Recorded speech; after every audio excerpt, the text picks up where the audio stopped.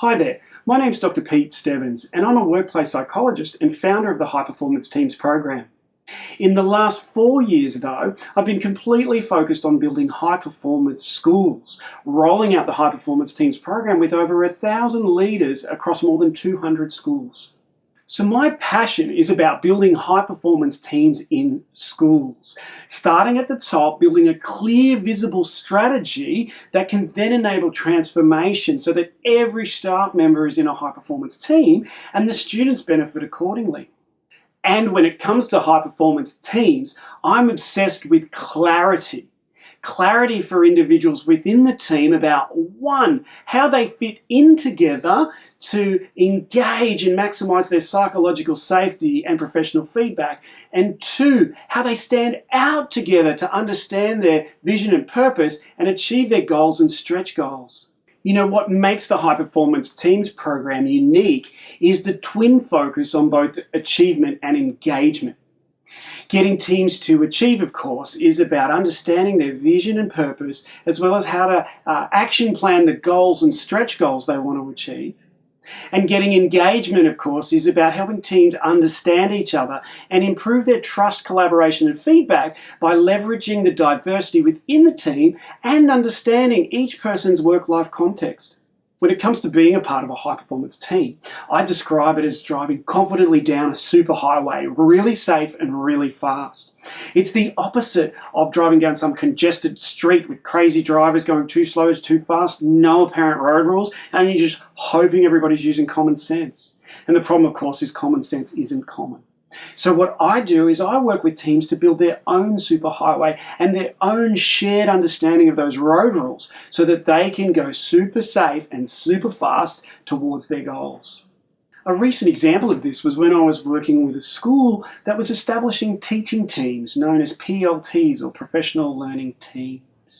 Now, establishing teams obviously is a great idea, but the problem they had was that the road rules weren't clear. You see, the teams were too big, they weren't meeting regularly enough. When they did meet, they were over-focused on training, and the ground rules for how to get along with one another and give each other feedback were unclear.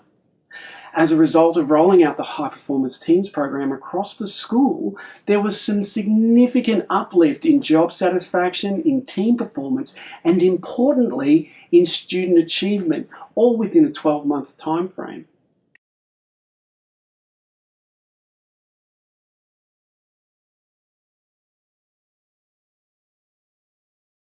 In this short video, we're going to zoom into KPI 2, performance reporting, and show you some practical things that you and your team can do to level up to become a higher performance team. In every school, there's a variety of different team meetings, from leadership team meetings to staff meetings to P&C meetings. In today's video, we're going to take a closer look at teaching team meetings. A great number of extraordinary school leaders have commented on the importance of teaching team meetings. But the standout amongst these has to be John Hattie, who said, "Accomplishing the maximum impact on student learning depends on teams of teachers working together." And this is exactly what happens inside a high-performance teaching team meeting. As we jump into our module, make sure that you've read the stepwise instructions in the Leadership Masterclass workbook. By now, you should have also unpacked this module's key content by reading the relevant chapter in Level Up, Building the Highest Performance Teams. You should also keep your copy of the Team Data Wall Kit handy so that you've got easy access to the worksheets. The last resource that you should have on hand is the Teaching Team Forum Meeting Quick Start, as it contains some templates and fully worked examples that are specifically relevant to teaching team meetings. As we move through this module, you'll see how the documents that we create for KPI 2 performance reporting form a critical part of your team's data wall and the road to success. In many workplaces, meetings can be torturous, but it doesn't have to be this way. When high-performance teams meet, they adhere to 5 factors that help to make sure they always make the most out of meetings. The first 4 factors refer to meeting context, and the last refers to the meeting's process.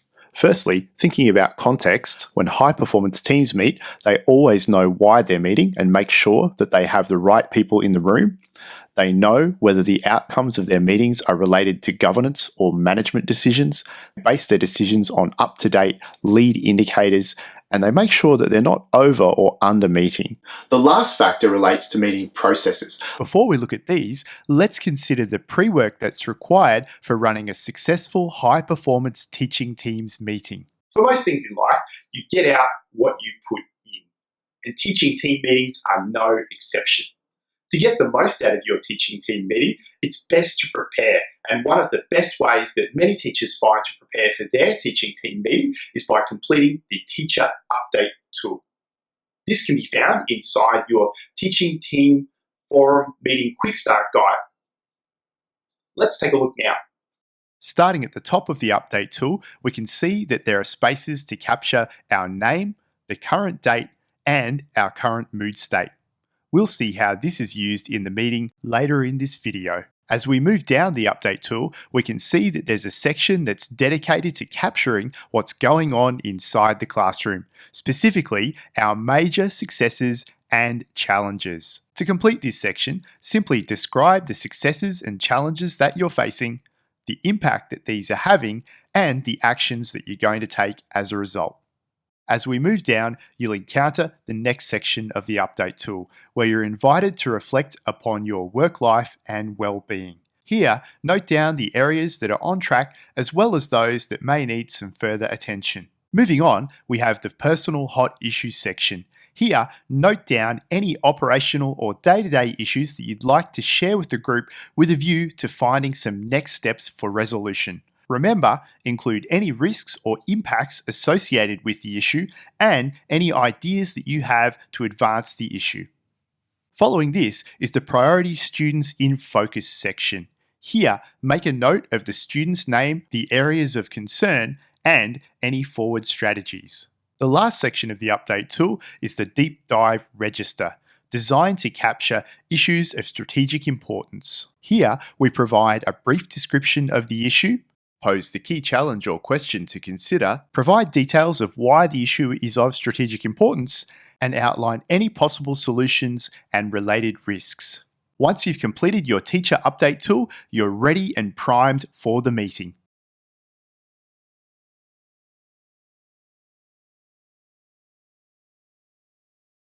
Let's have a closer look now at a HPT meeting agenda so we can see the special recipe that lies behind these processes to ensure that every high-performance team meeting is inclusive, supportive, proactive, strategic, and accountable.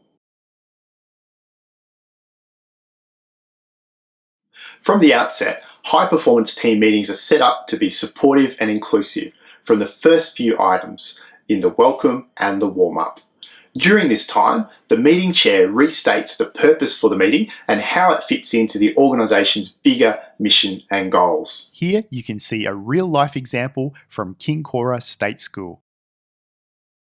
Rounding out the welcome, the chair should reiterate the key meeting ground rules, including openness and trust, balanced debate, competency over role, issues over personalities, and accountability and clear outcomes. The special role of meeting moderator helps the chair keep track of time and team dynamics. The moderator helps to keep the meeting on track through use of the red and yellow cards. The yellow card is issued as a caution to remind the group to get back on track, and the red card is issued to stop the room. Good moderators use a loud timer to help signal to the chair when it's time to move on from an item. If the chair feels that more time is needed for any item, they can overrule the moderator and reset the clock. Once a moderator has been assigned, everyone then completes their one-word barometer, which is, one by one, each team member speaks out how they're feeling right now in the moment. This helps for two reasons. Firstly, it allows people to sit back and reflect on what emotion they're bringing into the meeting, and secondly, it allows everyone in the meeting to put other people in their context. The final thing that everyone does before the meeting gets underway is to articulate the biggest successes and challenges that they pre-recorded on their Teacher Update tool. The next item on our agenda is hot issues. Hot issues is a time-limited process that allows team members to raise and ventilate their issues or concerns and devise possible next steps. The first step in the process is to have pairs or groups of 3 write down the issues that are on their minds, either on a whiteboard or butcher's paper. Next, allow the group to vote for the hot issue that will be discussed by giving each group member 5 votes to place next to the item or items that they think are most important. Once voting has concluded, invite the group member whose issue was voted as number 1 to the front of the room to expand on their issue. Following this, invite the group to clarify the issue by asking questions that can be answered in a short sentence or in a yes or no format. Next, the group is to engage in a short solution-focused discussion, seeking to find next steps. Finally, the person who originally raised the issue that was discussed is invited to address the group and provide a summary of the discussion and any takeaways.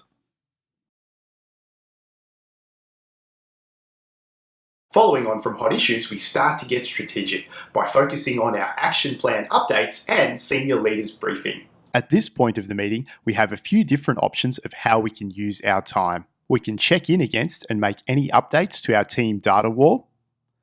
We can provide updates on our team action plans, review our team wellbeing pulse data, or we can highlight and discuss any interesting trends from our team lead indicator dashboards. Finally, we can include time for the senior leaders briefing. This time is for the senior leader to use however they wish. They may like to expand upon an item that was previously brought up in hot issues, or they may like to bring in some new information that they need to update the team on. Having this item in the middle of the meeting allows the leader flexibility to use the time for the best strategic advantage. Following this, we move into our PD intensive cycle, where the group can choose to engage in either a deep dive, the council peer mentoring process, or a quality teaching spotlight. Option 1 for your PD intensive cycle is the deep dive strategic inquiry process. Within a deep dive, team members Use a structured process to discuss key team issues and opportunities that are on the horizon. On screen now, you can see an example deep dive preparation worksheet so that you can see how the deep dive process helps teams to stretch their strategic thinking muscles. The key to holding a successful deep dive is in the preparation. If you'd like to learn more about how to prepare and run a deep dive, we've created a separate specialized video just for this topic. Option 2 for your PD intensive cycle is the council peer mentoring process. The council process provides a confidential space for group members to gain new insights about their important issues. Importantly, every group member must participate. The following example is based on a group of 4. The first step of the process is to choose one group member who will be the petitioner. They have 1 minute to outline their issue in detail to the council. In step 2, the council has 1 minute to pose questions to the petitioner to better understand their issue. The council then has 4 minutes to discuss the petitioner's issue. During this time, the petitioner doesn't take part in the discussion and is to break eye contact with the group. If there's a lull in the discussion, the group needs to sit in silence until the 4 minutes has elapsed. Finally, the petitioner is allocated 1 minute where they rejoin the group to provide their summary of the discussion and takeaway actions or next steps. The process then restarts with a new petitioner. The council works best with groups of 4. However, it can work with groups of 3 or 5 participants by adjusting the time allocated for each cycle to ensure that the entire activity fits within its allocated 30 minutes. Our final option for the PD intensive cycle is the quality teaching spotlight. The Quality Teaching Spotlight is another structured, time-restricted exercise that helps participants gain knowledge and skills on instructional strategies that are aligned with school targets and student needs. You can see an example Quality Teaching Spotlight prep sheet on the screen now. During the first 3 minutes of the exercise, the activity leader engages the group by highlighting the knowledge and skills that the students need within a particular target area. The The next 7 minutes is dedicated to unpacking the broad-based knowledge and skills that teachers need to address the target area. This can be done through exemplars, videos, or demonstrations. The next 8 minutes is dedicated to a broad-based discussion of the exemplars and key concepts. This is then rounded out with smaller pair or triad discussions on how to apply the concepts within class and individual goal setting. If you'd like more information about the Quality Teaching Spotlight, take a look at the worked example inside the Teaching Team Forum Meeting Quick Start. Regardless of which PD intensive option your team chooses, when you come to the end of the cycle, it's time to bring your meeting to a close. Each member of the team provides their checkout one-word barometer and takeaway action. Following this, the moderator provides feedback on team dynamics and new roles for the next meeting are assigned. Finally, any live notes are ratified so that they can be sent out immediately. By having clear meeting processes, protocols, and agendas, having solid ground rules, and specialised roles like meeting moderators, you can turn your meetings into high-performance meetings where every teacher will feel both supported and challenged to be their very best in delivering quality teaching and learning.